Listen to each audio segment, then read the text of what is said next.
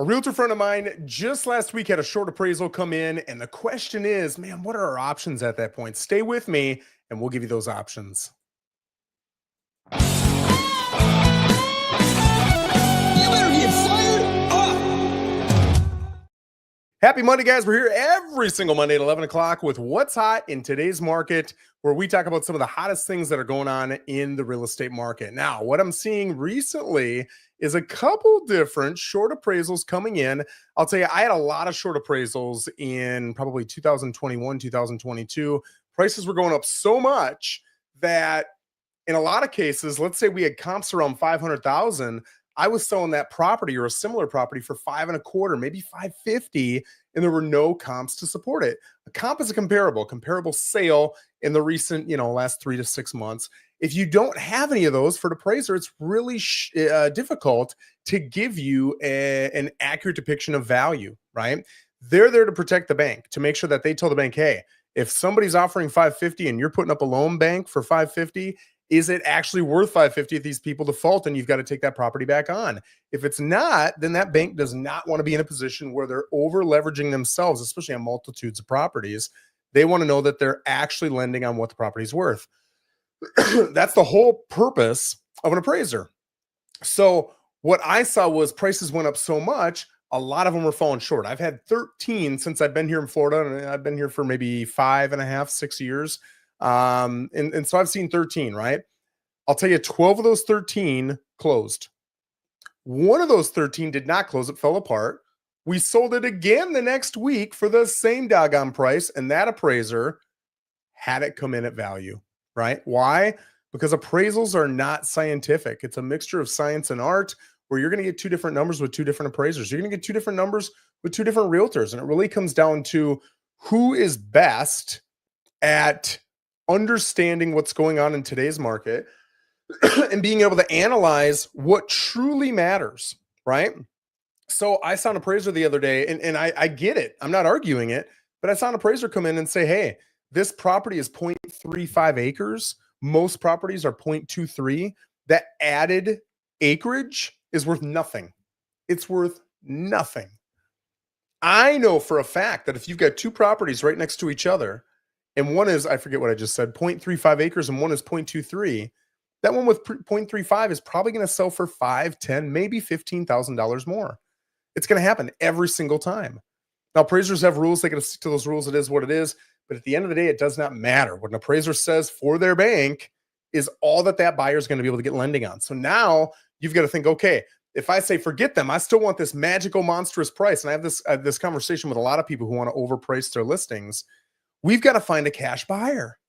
Well, cash buyers make up 10, 15, 20% of the market. It depends on the price, the HOA you're in, the location, depends on a lot of things, but 10 to 20% of the market. Do you want to limit your buyer pool from 100% down to 10 to 20%? And I'll tell you from experience, that 10 to 20%, those cash buyers, they are the most aggressive in negotiating because their perception, true or not, is that I'm cash, I'm a hot commodity, so you're going to take it in the pants on price. Does it matter if it's true? No, that's their perception. Those are the offers that you're going to get from those folks. So a lot of times I love to see conventional 20% down offers more than cash offers because they're typically not trying to negotiate as much because they don't perceive that their loan is as valuable in a seller's eyes as that cash is.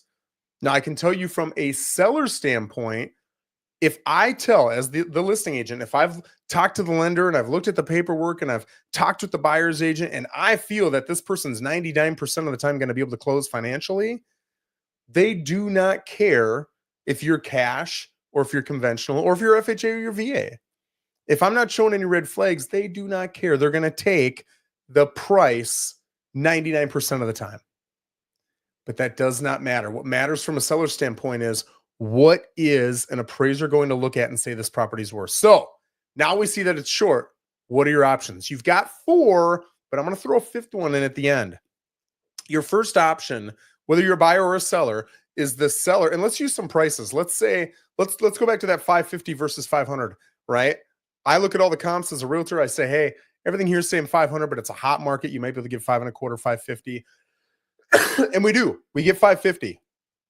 And the appraiser comes in and says, nope, I'm looking at the same comps Joe was looking at. It's worth 500. So we're $50,000 short on appraisal. What are our four options? And again, I got a bonus fifth.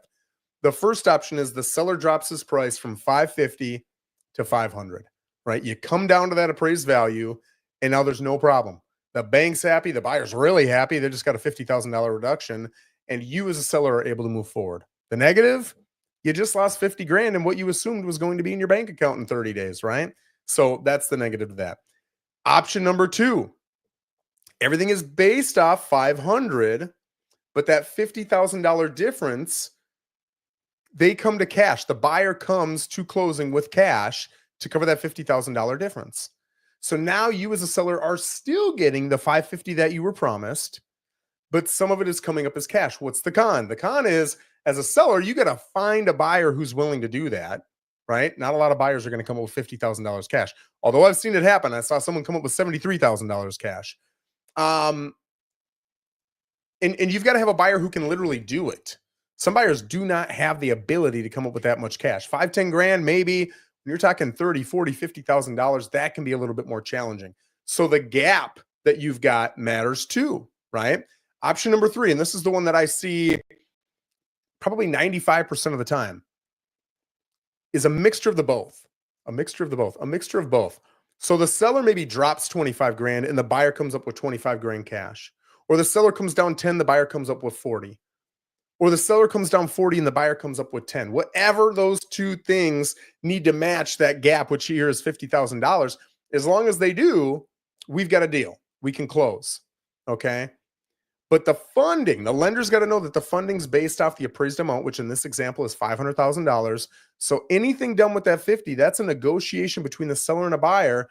And anything that's above 500 has to be cash. Okay. Has to be cash. Now, one cool thing that you can do is if you've got a buyer who's fat on down payment, maybe they're putting 30% down. Okay. So on $500,000, well, on 550, because that's what they thought they were at. Why am I doing this math now? That's 165 that they plan on putting down. Well, on $500,000, they could put 20% down. It's not going to in any way hurt their cash out of pocket, right? So now on $500,000, they put 20% down. That's 100 grand. That's 65 grand less. They got 50 grand to cover that difference, plus another 15 grand. They can actually put 115 down, a little bit more than 20%. And there's no difference in terms that you're getting putting 22, 23% down versus putting 30. Once you hit 20, you're getting all of the benefits. The only benefit you get by putting more down is a lower monthly because your loan is smaller because you paid more down. But other than that, there's no added benefit. Your rate's not getting better, nothing like that. So a lot of times if we've got a buyer with a fat down payment, knowing that this is a really high price that we got, that's an attractive offer. That's why an offer with 30% down will get accepted at a greater rate than an offer with 5% down. If all that person has is 5% and the appraisal's low, I know my seller either has to come down or we're going to lose this deal, right? That's why those bigger, juicier offers. And when I say juicier, I'm not talking price, I'm talking down payment. That's why that matters. That's why your funding matters. A lot of buyers think, well, my funding doesn't really matter. If the funding is going to go through, what's the difference if I'm VA or FHA or conventional? Number one, there are small differences there. Number two, your down payment matters. Because again, if you fall short on appraisal, I want to know as a listing agent, as a seller, that my odds to close are still high. Now, do you as a buyer have to do what I just said? Do you have to put 22, 23% down, 115 grand, and then take the other 50? No, you don't have to do any of that. Once the appraisal's short, it's all back to the negotiation board. Anything the buyer and seller agree to is what's going to happen. And that brings me to option number 4. Option number 4 is if the buyer and seller don't come to an agreement, then the deal is scratched. And in 99% of cases, unless you got something goofy written in there, the buyer is going to get their escrow deposit back. That $5, $10, $20, $50,000 they put down, they're going to get it back. They're protected because they got a financing contingency. Maybe they have an appraisal contingency. There's different contingencies you've got. Again, not every time, but 99% of the time, that are going to give that buyer back their funds. Okay. Now, I talked about a fifth option. What's that fifth option? The fifth option is challenging. I don't see it happen a lot, or at least happen successfully. I do see it happen a lot. I don't see it happen successfully, but I have seen it happen successfully.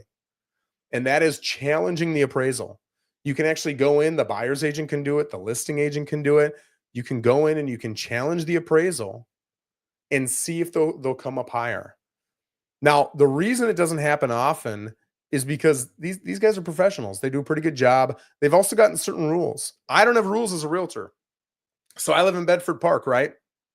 If you've got the only 3,000 square foot home in Bedford Park, although I don't think there's one in here, but let's say there is, and you've got a pool, which probably 15, 20% of homes in here have pools, so that's rare, and it's completely modernized. It looks stunning. Nobody has that, okay? So if I were an appraiser, I might only be able to use Bedford Park comps. Well, that's going to be really challenging. I'm pretty much going to get comped out or appraised at whatever the highest comp was in the last 3 to 6 months. And if that home is significantly smaller, doesn't have a pool, isn't as updated, which almost assuredly that's going to be the case, then the comps are going to come in considerably lower than what my property would be worth if a realtor could look at comps outside of Bedford Park. So I've done that before, right? Maybe I'm seeing homes in Riverland that are similar to this mythical home I just made up in Bedford Park, where all the updates are kind of the same. The modernization is the same. They've got a pool. It's 3,100 square feet, so the square footage is almost identical. And what I'll do is I'll say, okay, that one's worth this, which makes that one in Bedford Park worth this. But Riverland houses, let's say they go for 6.2% more on average over the last 6 months per square foot. Okay, well, then I'll reduce the value by 6.2%. That's my logic. Now, you may or may not agree with that logic. Again, this isn't a science, it's an art. It's a mixture of a science and an art. There was a lot of science in there. But an appraiser does not have the ability to do all those goofy things like a realtor can. And in some cases, that's good. In some cases, it's bad, right? It's bad when it comes to being able to be creative and see what a property's true value is. I mean, if somebody's willing to pay it, I would argue it's worth it. But we're not arguing if it's worth it in one buyer's eyes here. We're trying to determine if the bank should feel comfortable saying it's worth it if I have to take it on because you default and I got to resell it. So it can't just be one buyer. It's got to be 3, 4, 5, 6 buyers who'd be willing to pay that price before I, as a bank, am comfortable doing it. So you can argue those comps with the appraiser, but you've got to have great comps. They've got to be close. They got to be similar. They got to be roughly the same age, roughly the same square footage, roughly the same amenities. It's very challenging. Impossible? No. I would say out of all the times I've seen it done, probably 5% of the time, 10% of the time, it comes back and it's changed. Let's look it up. I doubt they'll have this. I'm Googling this. What percentage of the time is a challenged appraisal overturned? And it says, no, it says 8% come in low. Okay, here's one. It may come as a surprise that many of the screened requests are never processed out to the appraiser. No, that's not it either. I don't even know if they have this number out there, to be honest.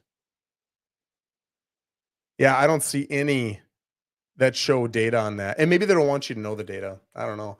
But I have seen it. Again, I'm guessing 5-10% of the time it's overturned. So, guys, there are your 5 options. Again, seller reduces price, buyer comes up with a cash difference, a mixture of those 2 different options. Buyer walks and gets their escrow deposit, or you hopefully successfully challenge the appraiser and get it overturned. Guys, if you've got ideas for another What's Hot video every Monday at 11 o'clock, feel free to leave it in the comments or DM me directly. Otherwise, have a great one, and thank you so much for joining. Take care.